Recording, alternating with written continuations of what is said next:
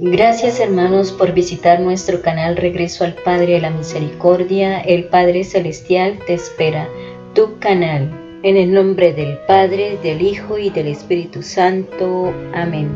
Cuánto amo tu voluntad, Señor. Oren mucho y hagan sacrificios por los pecadores. Son muchas almas que van al infierno porque no hay quien se sacrifique y ruegue por ellas. Mensaje de la Virgen de Fátima, 19 de agosto de 1917. María es el camino más seguro, el más corto y el más perfecto para ir a Jesús. San Luis de Montfort. Devoción 5 primeros sábados de mes. Primero, confesión sacramental. Puede ser unos días antes o después. Lo importante es comulgar en gracia. Segundo, comunión sacramental. Tercero, rezar los misterios gozosos del Santo Rosario. Cuarto, meditar por lo menos 15 minutos en los misterios dolorosos, gloriosos y luminosos. No es necesario rezar los Padres Nuestros y las Ave Marías. Es necesario que los 5 sábados primeros de mes sean consecutivos. La confesión, comunión, rezo del rosario y la meditación deben hacerse con la intención de consolar y desagraviar el Inmaculado Corazón de María. Oración inicial. María, gracias por esta tu invitación maternal, Madre de mi Salvador y Madre de la Paz. El día de hoy te entrego mi vida con amor, así como Jesús muriendo en la cruz te entregó a mí, así yo ahora me entrego a ti. Guárdame dentro de tu corazón inmaculado. Quiero amar a Jesús como tú lo amas, Madre mía. Enséñame a escuchar la palabra del Padre y hacer siempre su voluntad. Recuerda, el Evangelio consiste en conocer a Cristo a través de la reflexión de la palabra, hacer la palabra parte de todo mi ser, entregarle mi voluntad para que Él se haga vida en mí y seamos uno solo. Versículo del Evangelio. ¿No comprenden que conviene que un solo hombre muera por el pueblo y no que toda la nación perezca? Lectura del Santo Evangelio según San Juan, capítulo 11, versículo 46 al 56. En aquel tiempo muchos de los judíos que habían ido a casa de Marta y María, al ver que Jesús había resucitado a Lázaro, creyeron en él.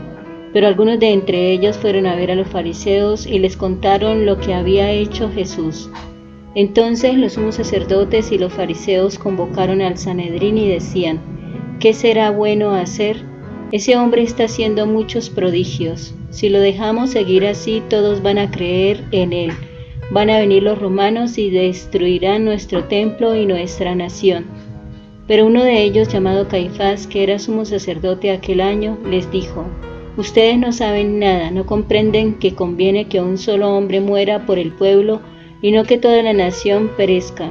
Sin embargo, esto no lo dijo por sí mismo, sino que siendo sumo sacerdote aquel año, profetizó que Jesús iba a morir por la nación, y no solo por la nación, sino también para congregar en la unidad a los hijos de Dios que estaban dispersos. Por lo tanto, desde aquel día tomaron la decisión de matarlo. Por esa razón Jesús ya no andaba públicamente entre los judíos, sino que se retiró a la ciudad de Efraín, en la región contigua al desierto, y allí se quedó con sus discípulos.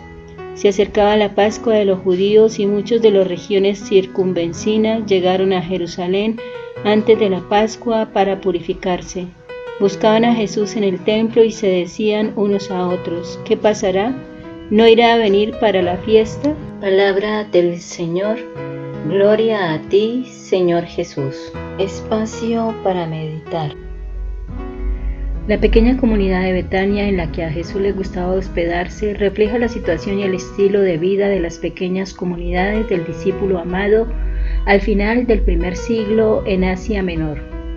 Betania quiere decir casa de los pobres. Eran comunidades pobres, de gente pobre. Marta quiere decir señora, coordenadora. Una mujer coordinaba la comunidad.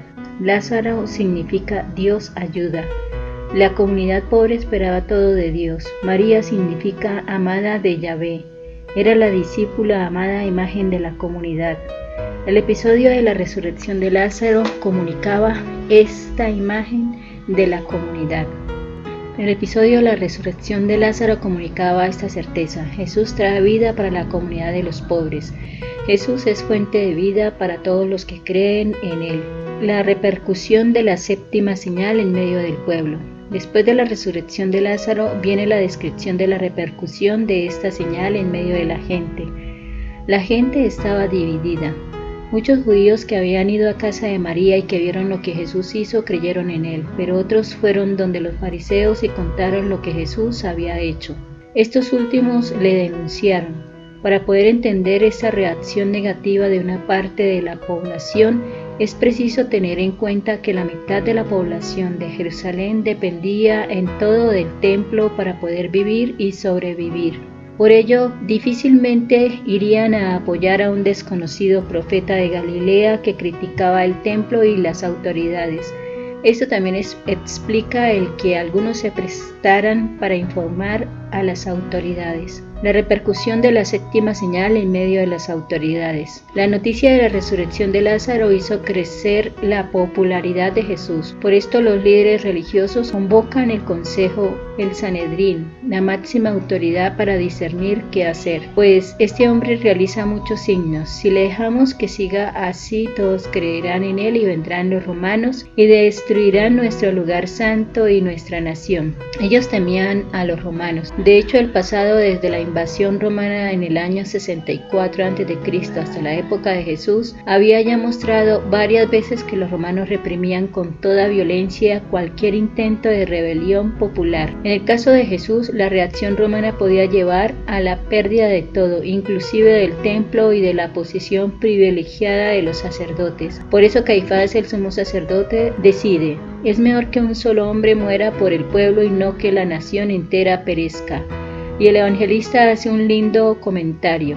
Caifás no lo dijo por su propia cuenta, sino que como era sumo sacerdote aquel año, profetizó que Jesús iba a morir por la nación, y no solo por la nación, sino también para reunir en uno a los hijos de Dios que estaban dispersos. Así, a partir de este momento, los líderes, preocupados por el crecimiento del liderazgo de Jesús y motivados por el miedo a los romanos, deciden matar a Jesús. La repercusión de la séptima señal en la vida de Jesús. El resultado final es que Jesús tenía que vivir como un clandestino. Por eso Jesús no andaba ya en público entre los judíos, sino que se retiró de allí a la región cercana al desierto, a una ciudad llamada Efraín, y allí residía con sus discípulos. La Pascua estaba cerca. En esa época del año la población de Jerusalén se triplicaba por causa del gran número de peregrinos y romeros. Todos conversaban sobre Jesús. ¿Qué piensa hacer? ¿Será que no va para la fiesta? Asimismo, en la época en que fue escrito el Evangelio, al final del primer siglo, época de la persecución del emperador Domiciano,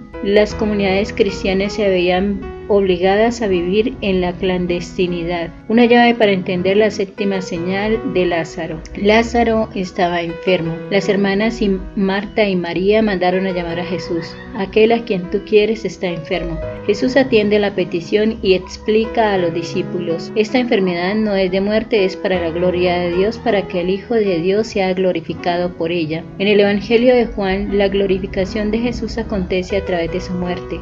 Una de las causas de su condena a muerte va a ser la resurrección de Lázaro. Muchos judíos estaban en la casa de Marta y María para consolarla de la pérdida del hermano. Los judíos, representantes de la antigua alianza, solo saben consolar, no saben traer vida nueva. Jesús es aquel que trae vida nueva. Así, por un lado, la amenaza de muerte contra Jesús, y por otro, Jesús que llega para vencer la muerte. Y es en este contexto de conflicto entre vida y muerte que se realiza la séptima señal de la resurrección de Lázaro. Marta dice que cree en la resurrección.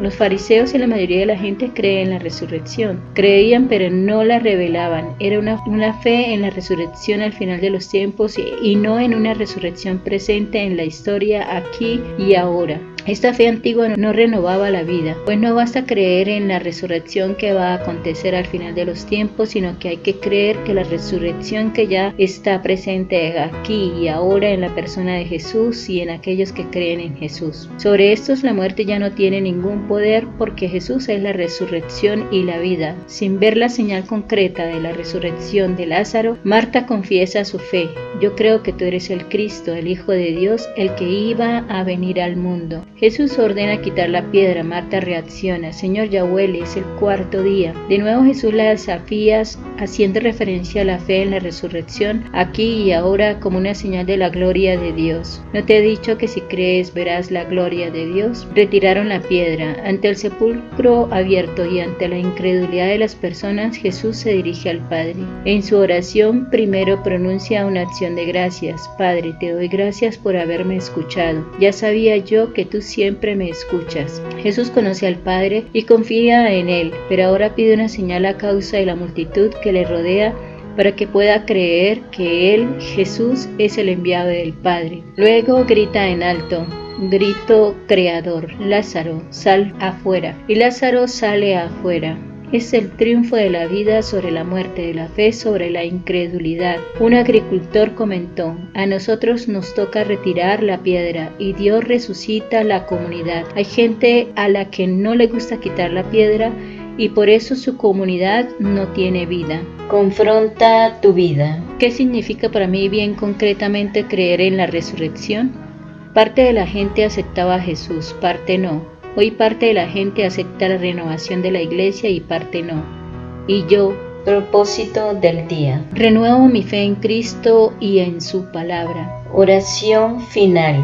Hechos partícipes del alimento espiritual, te pedimos, Señor Dios nuestro, que imitando asiduamente a la bienaventurada Virgen María, nos encontremos siempre diligentes para el servicio de la iglesia y experimentemos el gozo de ser tus servidores. Por Jesucristo nuestro Señor. Amén. Todo para gloria de Dios. Feliz y bendecido día, hermanos.